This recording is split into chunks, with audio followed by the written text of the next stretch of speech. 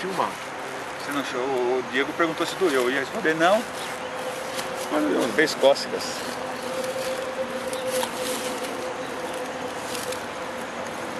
Pega aí quando você segura por fora.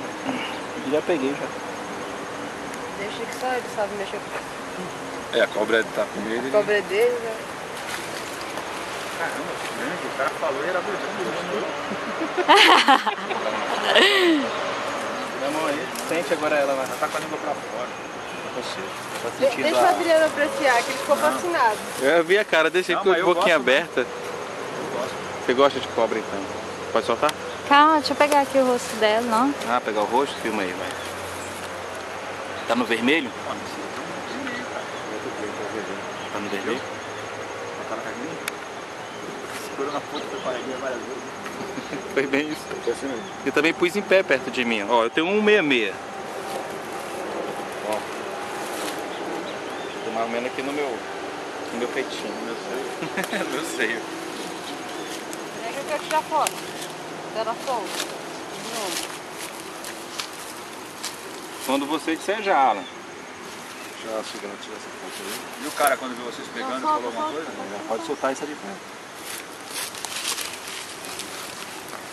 Ô, Fã, tá água pro outro lado. Soltar ela pra cá.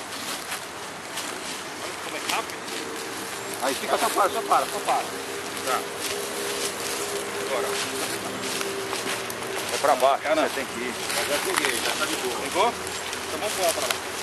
Ah, deixa aí, ela vai se esconder no lugar aí. Vem cá.